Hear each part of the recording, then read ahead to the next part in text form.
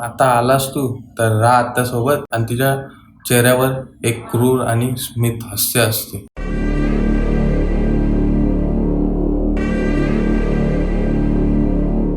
नमस्कार मित्रांनो, mystery series चॅनलवर आपलं पुन्हा स्वागत आहे. आज मी आपल्याकरिता एक नवीन भयकथा घेऊन आलो आहे. या भयकथेचे नाव आहे आत्याचा वाडा. काही वेळेस लोक आपण इथे असताना जी प्रॉपर्टी बनवतात त्या प्रॉपर्टीमध्ये आणि त्या पैशांमध्ये त्यांचा जीव अडकलेला असतो. मेल्यानंतरही ते या जगातून ते जी प्रॉपर्टी बनवलेली असते, पैसा, सोना, चांदी, जमीन, जुमला जे असतं त्यामध्ये त्यांचा जीव अडकलेला असतो आणि ते हे जग सोडून जाण्यास नकार देतात. आणि अशा लोकांची आत्मा इथेच भटकत राहते आणि ती त्या लोकांना त्रास देते जी त्यांच्या वस्तूवर, सोने, चांदी किंवा त्यांच्या जमिनीवर जाऊन राहतात. त्यांना ते त्रास देतच असतात आणि स्वतःचा हक्क त्याच्यावर गमवत असतात. तर अशीच एक कथा आपण आज पाहणार आहोत. आज ही कथा ऐकण्यासाठी आले आहेत रोहित गायकवाड. नमस्कार मित्रांनो, स्टोरी खूप चांगली आहे, नाव पण खूप इंटरेस्टिंग आहे. बघूया काय स्टोरीमध्ये. मागील पण स्टोरी मी ऐकलेल्या खूप चांगल्या होत्या. आज बघू आजची स्टोरी काय आहे. तुम्ही पण ऐका, मी पण ऐकत आहे. खूप चांगली स्टोरी असेल असा मला आशा आहे.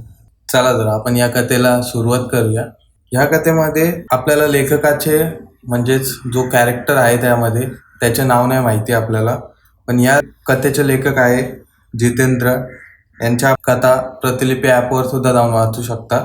तर आपण आता कथेला सुरुवात करूया. पण या कथेमध्ये कॅरेक्टरला नाव नाही, त्याचं नाव आपण सुजय मानूया आणि त्याला आपण या कथेमध्ये सुजय या नाव.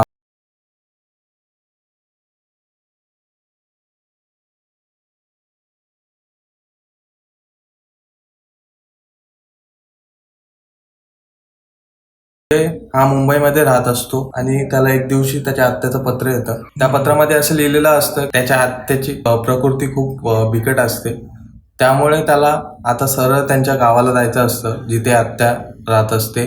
आत्या डहाणूमधील एका छोट्याशा गावात राहत असते. त्या गावाचं नाव असतं रायपाडा. आत्याला 2 मुलं असतात, एक मुलगी आणि एक मुलगा.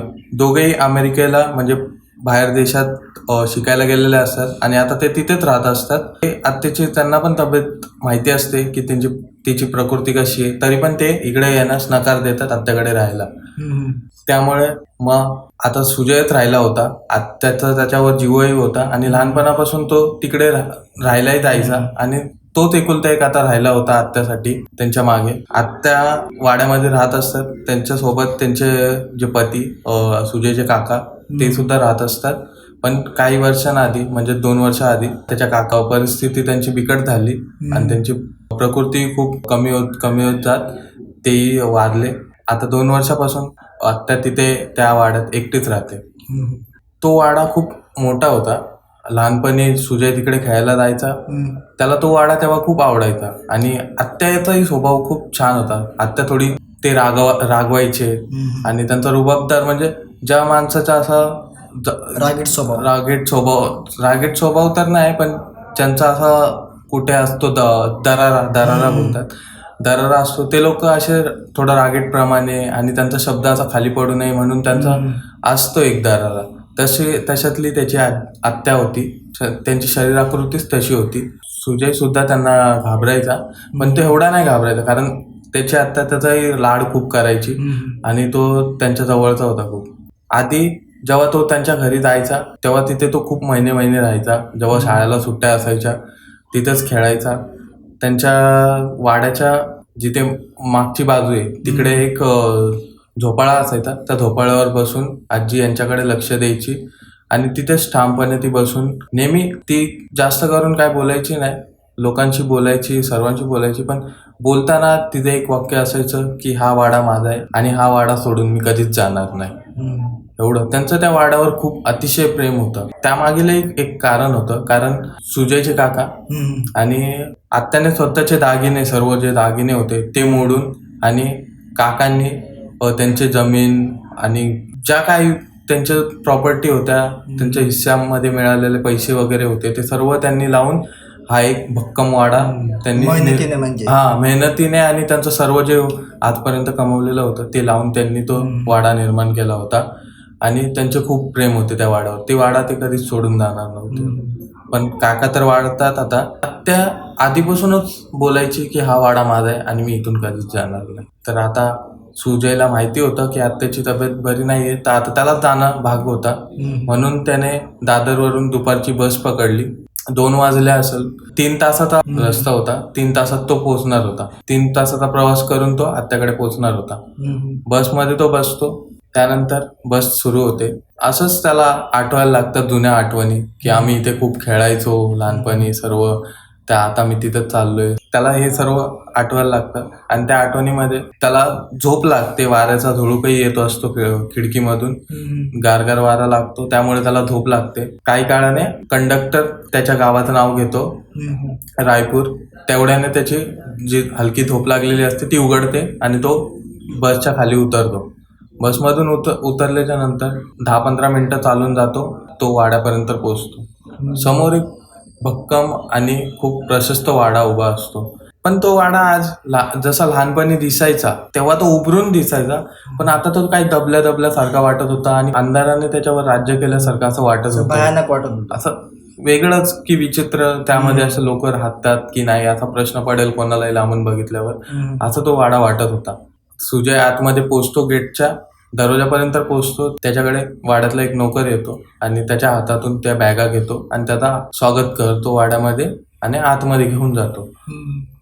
आतमध्ये पोहोचतात.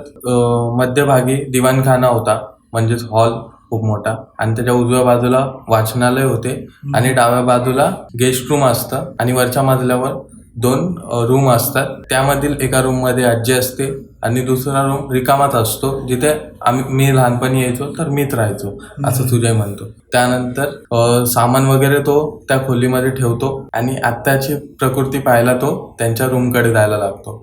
रूमच्या बाहेर पोहोचताच त्याला जोशी डॉक्टर बाहेर येताना दिसतात.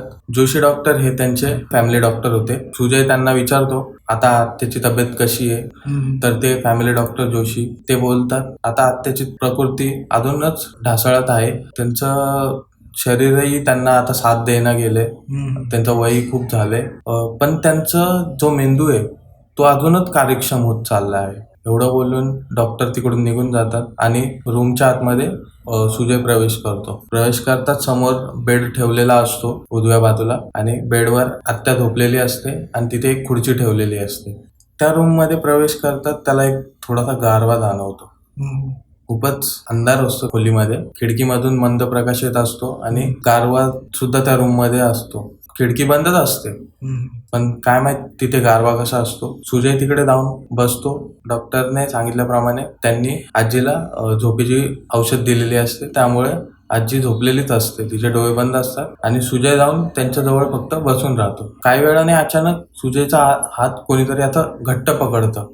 तो हाताकडे पाहतो तर त्याच्या आत्याने त्याचा हात घट्ट पकडलेला असतो आणि त्यांचे डोळेही आता उघडलेले असतात. तो त्यांच्या नजरेत बघतो. आजीची नजर त्याच्या डोळ्यातच रोखून असते. ती त्याच्याकडे एकदम असं वाटतच नाही की ते एका आजारी माणसाचे डोळे आणि वयस्कर माणसाचे. ते जसे लहानपणी मला दिसायचे रोखून तसेच आत्ताही दिसतात. एकदम खणखर त्यांचे डोळे.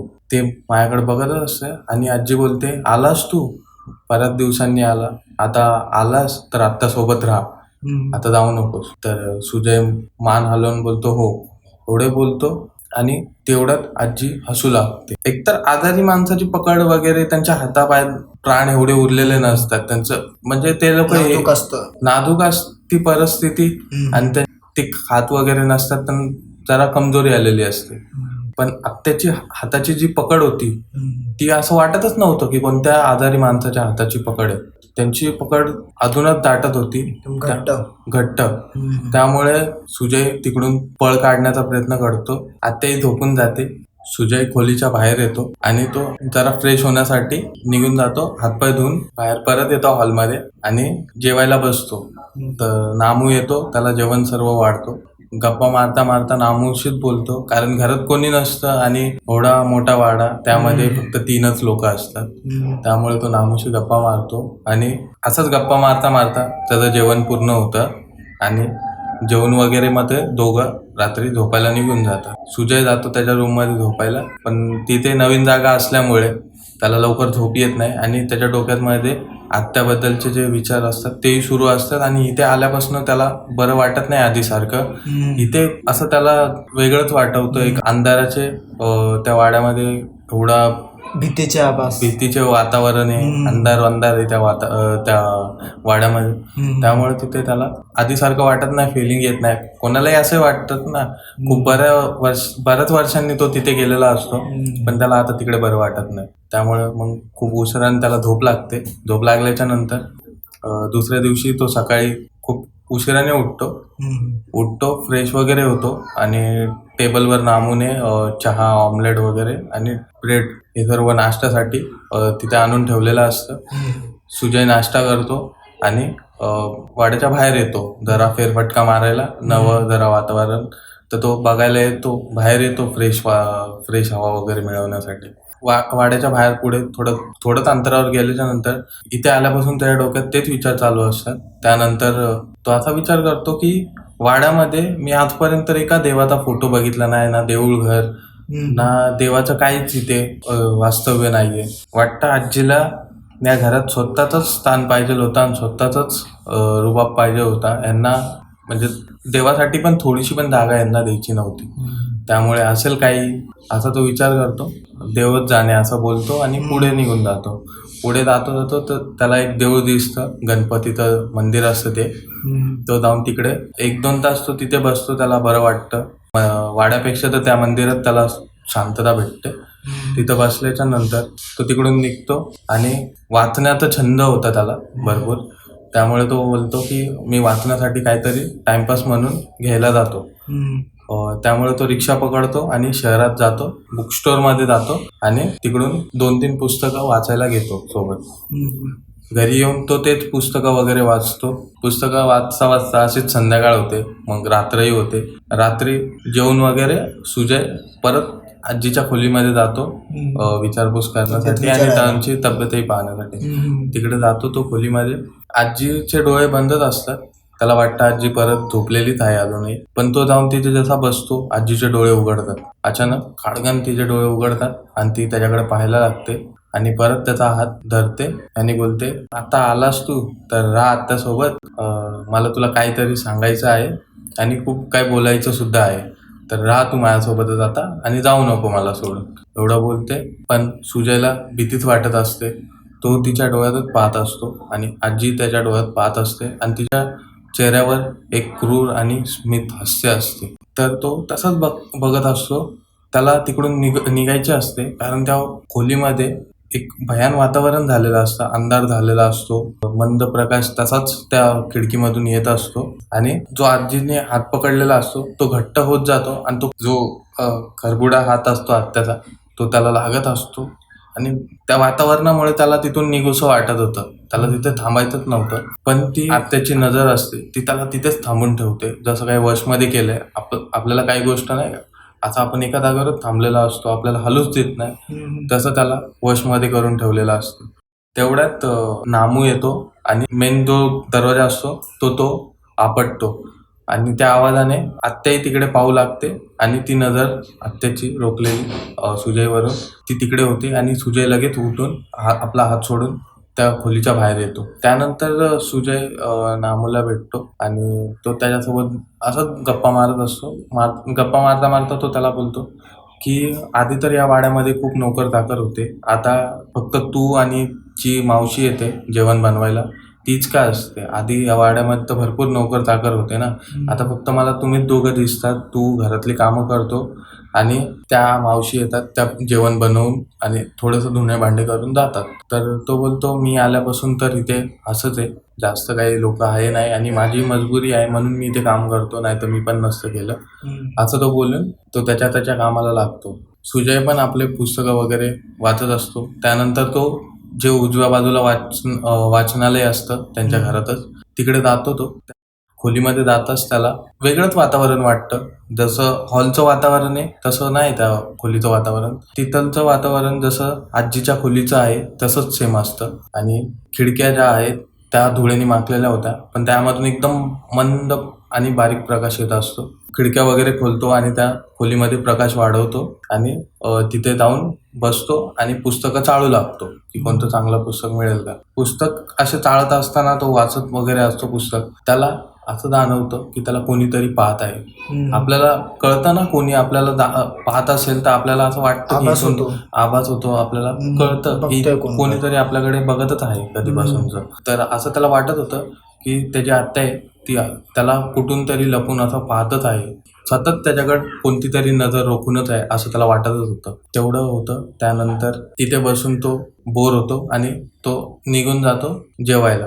रात्र झालेली असते, जेवायला जातो. जेवण खावण झाल्याच्या नंतर तो नामूला एक रिक्वेस्ट करतो, कारण त्याला आता तिथे भीती वाटायला लागलेली असते. तो नामूला असं बोलतो की तू खाली झोपतो आणि मी त्या रूममध्ये झोपतो वरच्या, ती आजीच्या बाजूला आहे, आणि रात्री काही गरज लागली तर तू इकडून खालून नाही येऊ शकणार. आवाज आला तर मलाही तिथून कळालं नाही माझ्या झोपेतून, आत्याला काही गरज लागली तर आपण दोघे असू, त्यामुळे तू माझ्यासोबत झोप माझ्याच खोलीमध्ये.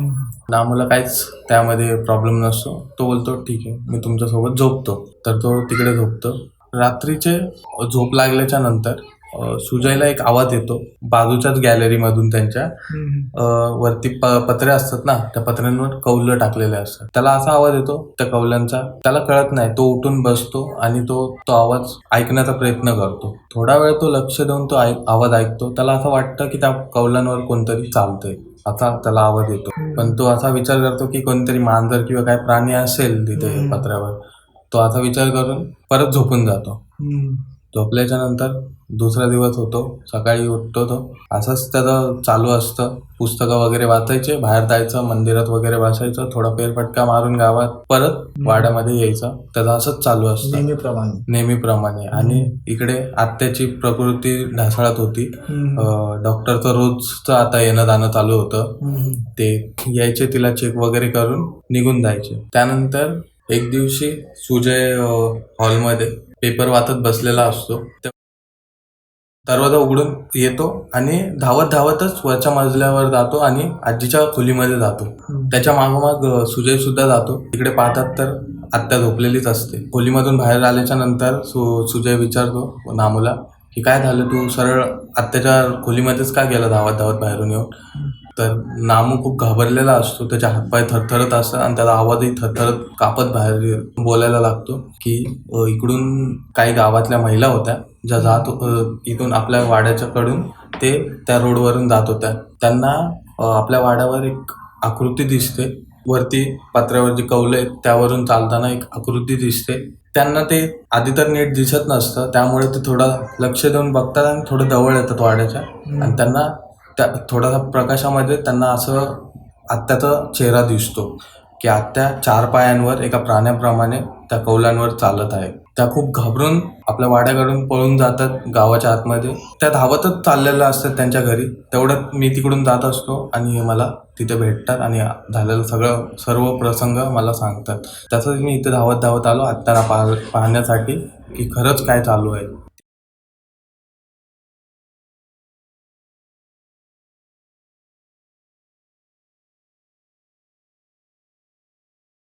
त्याला काहीतरी विचित्र तर वाटतच होतं, म्हणून आता ते विसरून जातात थोड्या वेळ, काही वेळासाठी विसरून ते लोक जेवण वगैरे सर्व रेडी होतं आणि जेवण वगैरे सुजय जातो आत्याच्या खोलीमध्ये. पाहतो आत्या झोपलेली असते म्हणून तो दरवाजा लावतो आणि त्या खोलीमध्ये येतो आणि दोघं झोपून जातात.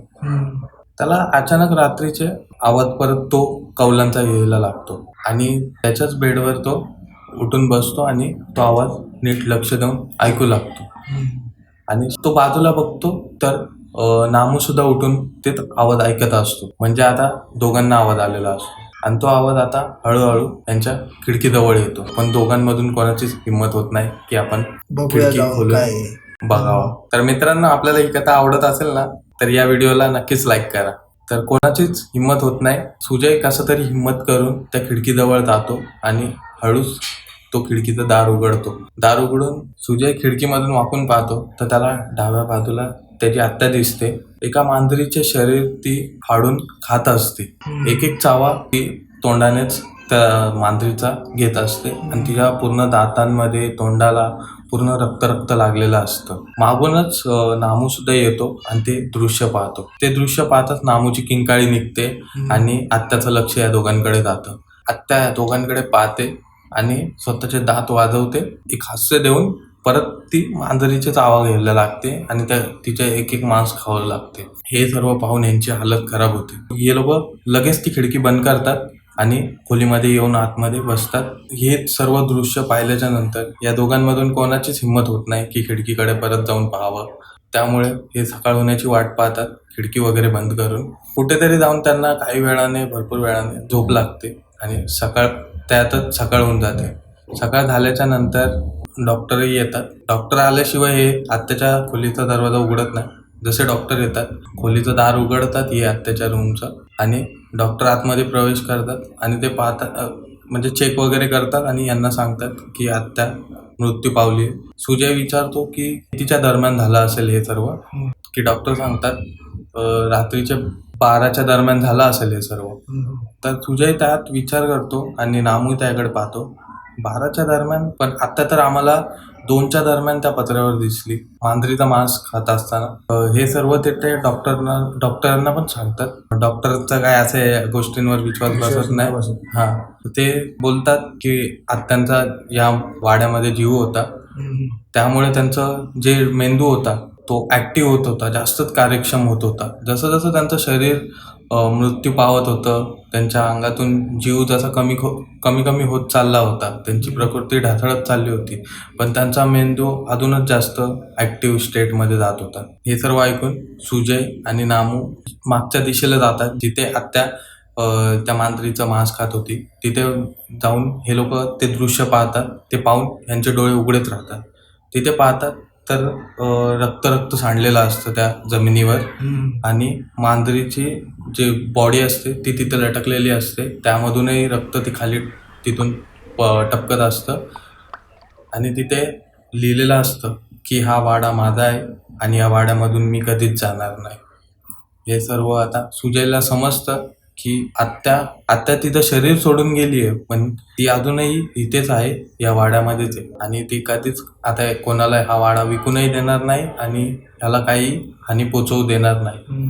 त्याला असं कळतं, त्याला अनुभव तर आलेलाच असतो, कारण आत्याचं शरीर हे रात्री 12 वाजताच मेलेलं असतं, पण त्यांना आत्या काहीतरी खुणावायचं असतं म्हणून रात्रीचे त्यांना ते 2 वाजता ते दृश्य दिसतं मांजरीचे मांस खाताना आत्याचं. त्यांचा मुलगा असतो आत्यांचा, त्याला फोन करतो आणि बाहेर देशात असतो तो मुलगा. त्यांना सर्व हा घडलेला प्रसंग सांगतो. तोही इकडे येतो, पण त्याचा आता हा वाडा विकण्याचा जो सर्व प्लॅन असतो तो कॅन्सल करून आत्याचे अंत्यसंस्कार करून तो पुन्हा परदेशात निघून जातो. तर मित्रांनो, एवढीच होती ही कथा. यामध्ये आपल्याला दाखवलं आहे ज्या व्यक्तींचं त्यांच्या दागिन्यांमध्ये, प्रॉपर्टीमध्ये जीव बसलेला असतो, त्यांची जी आयुष्यभराची कमाई असते.